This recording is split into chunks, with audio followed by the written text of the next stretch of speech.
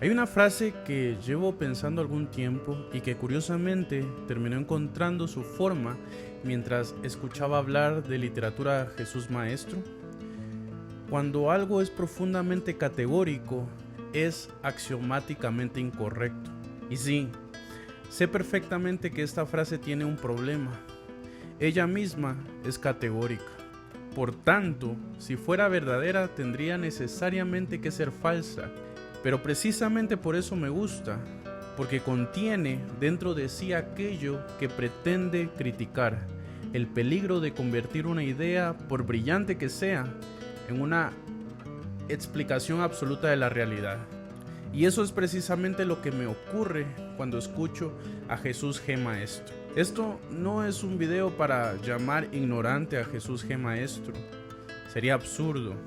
Maestro es un académico con décadas dedicadas a la teoría literaria y ha construido un sistema enormemente ambicioso para interpretar la literatura desde el materialismo filosófico. Y probablemente esa sea una de las razones por las que resulta tan fascinante escucharlo. Porque Maestro no habla de la literatura como solemos hablar de ella. No dice, a mí me gusta Cervantes. Dice prácticamente, Cervantes comprendió algo que los demás no comprendieron. No dice, prefiero el realismo a la fantasía.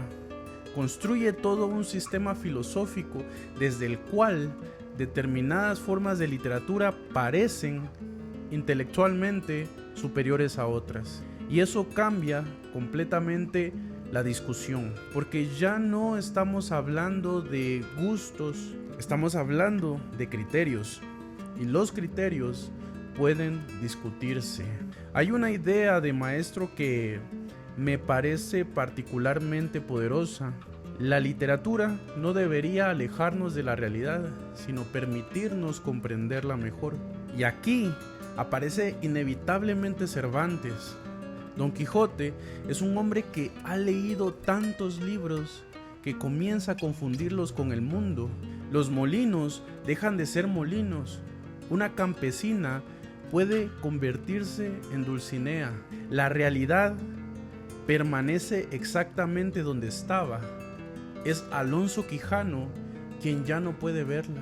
Y ahí Cervantes hace algo extraordinario. No destruye la imaginación, destruye nuestra confianza ciega en ella.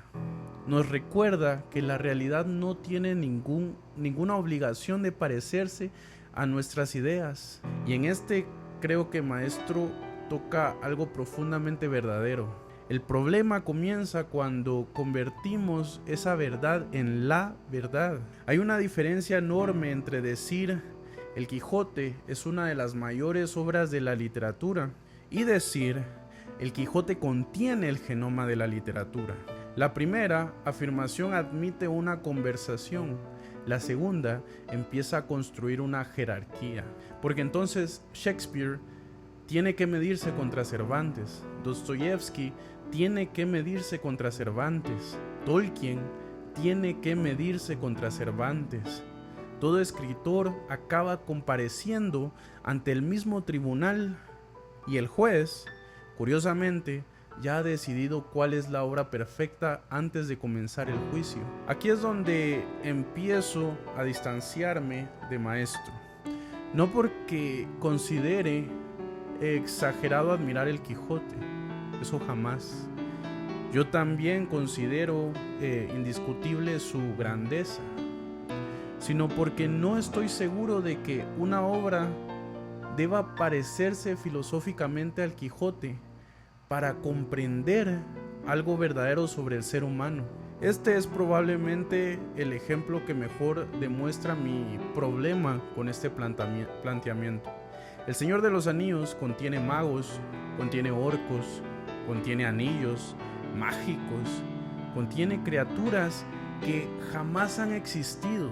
Si utilizamos una concepción extremadamente estrecha de la realidad, Tolkien evidentemente se aleja de ella. Pero aquí aparece una pregunta fundamental. ¿Es lo fantástico necesariamente lo contrario de lo real? Porque El anillo único no existe, pero el poder sí. Sauron no existe, pero la tiranía sí. La Tierra Media no existe, pero existen la guerra, la amistad, la corrupción, el sacrificio, la nostalgia, la industrialización, la muerte y el miedo a perder aquello que amamos. Entonces ocurre algo paradójico. Una historia completamente imposible puede decir algo profundamente verdadero, y una historia perfectamente realista puede no decir absolutamente nada. La literatura nunca necesitó reproducir materialmente al mundo para hablar de él. Necesitó transformarlo. Creo que aquí encontramos una distinción fundamental. Una cosa es escapar de la realidad. Otra muy diferente es utilizar la imaginación para regresar a la realidad desde otro lugar. Kafka convierte a un hombre en un insecto.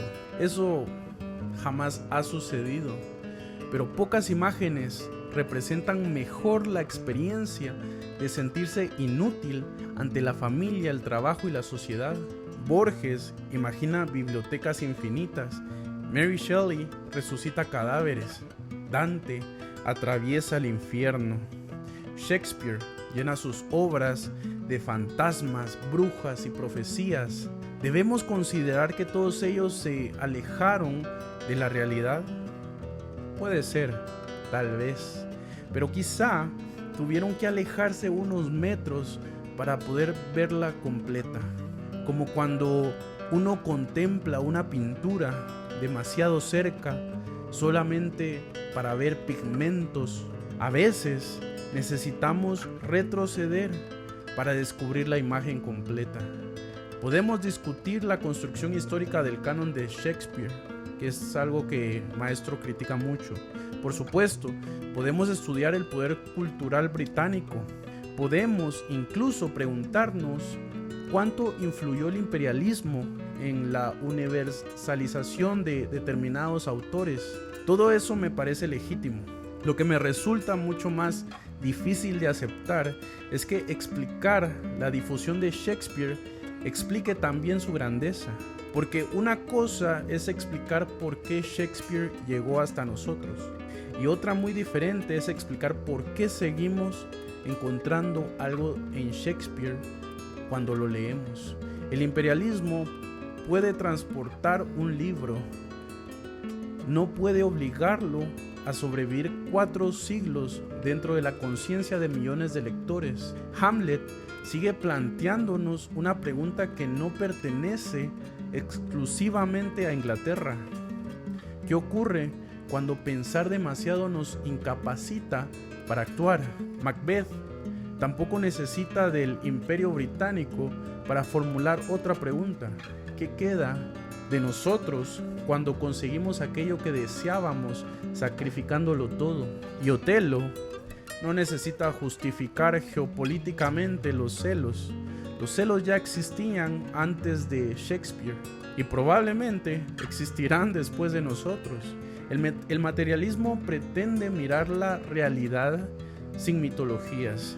Eso me parece perfecto, pero el materialismo sigue siendo una manera de mirar, una lente, una herramienta, y ninguna herramienta sirve para absolutamente todo.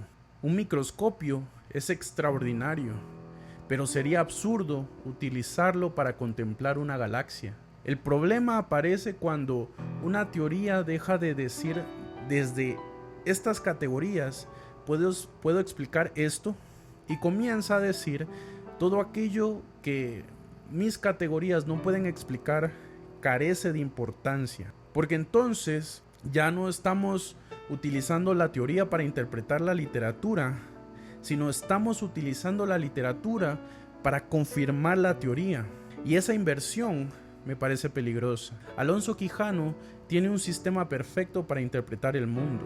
Ha leído sus libros, conoce sus reglas, sabe cómo funcionan los gigantes, sabe cómo funcionan los caballeros, sabe cómo funcionan las princesas. El problema es que cuando la realidad contradice su sistema, Don Quijote no modifica el sistema, modifica la realidad. Si aquello parece un molino, pero mi teoría dice que es un gigante, entonces debe tratarse de un gigante encantado.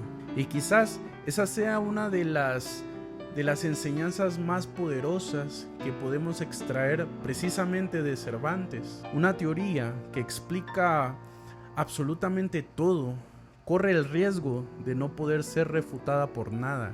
Y cuando llegamos a ese punto, dejamos de utilizar la teoría para comprender el mundo y comenzamos a utilizar al mundo para proteger la teoría. Tal vez por eso me cuesta aceptar cualquier teoría que pretenda establecer definitivamente qué literatura merece nuestra atención, porque la historia literaria está llena de obras que rompieron precisamente las categorías disponibles para juzgarlas. La literatura puede ser racional, puede ser irracional, puede ser materialista, puede ser metafísica, puede hablarnos de política, puede hablarnos de dragones, puede construir mundos enteros o encerrarnos durante 500 páginas dentro de una habitación. Y cualquiera de esas cosas puede fracasar, pero cualquiera también puede producir una obra extraordinaria. Porque quizá la pregunta importante no sea ¿esta obra representa correctamente la realidad?, sino ¿qué me permite comprender de la realidad que antes no podía ver? Y entonces Cervantes y Tolkien dejan de ser enemigos. Shakespeare y Cervantes dejan de competir.